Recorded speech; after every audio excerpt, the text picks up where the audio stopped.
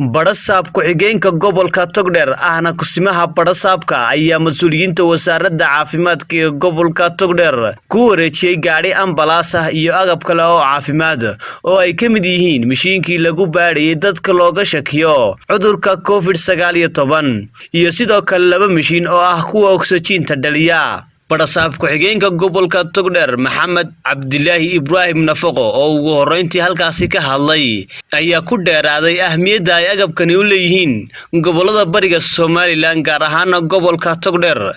saaka wuxuu yahay shirkada jaraa'id waxaan ku wareejinaynaa isuduwaha caafimaadka gobolka iyo guddiga coronavirus agab caafimaad oo aan wasaaradda caafimaadka kala soo wareegnay haddaan nahay maamulka gobolka si aad horeba u aragteen. marka koowaad waxaan u mahad celinayaa guddiga heer qaran ee coronavirus oo madaxweyne ku-xigeenka ugu horeeyo. sidoo kale waxaan u mahad celinayaa wasiirka caafimaadka oo runtii arrimihii uu inaka ballan qaaday burco markii uu yimi runtii in badan ay ka suurta galeen ballanqaadkiisii oo maanta intii ugu muhiimsanayd maanta aan wareejinayno. maanta waxaan wareejinaynaa 4 qaybood oo ka agabka caafimaadka ah ambalaas iyo mishiinkii xanuunka lagu baarayay iyo 2 mishiin oo iyaga kuwa oksijiinka dhaliya ah. waxaan ku wareejinayaa isuduwaha caafimaadka gobolka aadan casayr oo nooga wakiila arrimaha caafimaadka.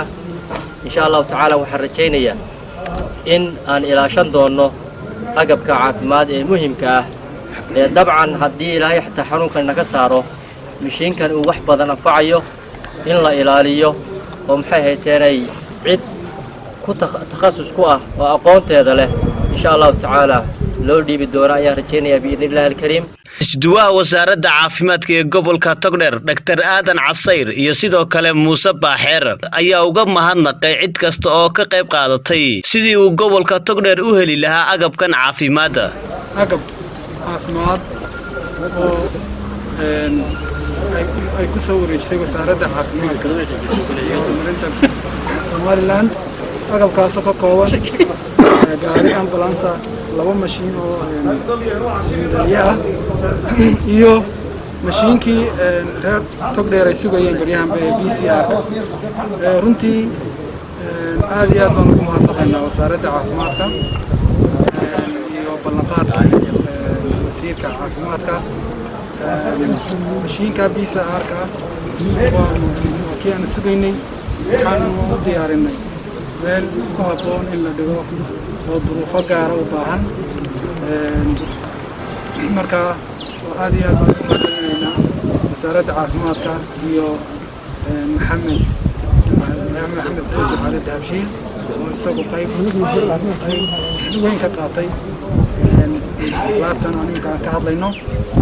aad iyo aad baan ugu mahadnaqayaa guddoomiyaha gobolka oo aad iyo aad isaga xil saaray inay alaabtani soo gaadho. waxaan kaloo u mahadnaqayaa wasiirka wasaaradda caafimaadka iyo dhammaan wasaaradda caafimaadka. waxaan kaloo u mahadnaqayaa shirkadda Habshiil.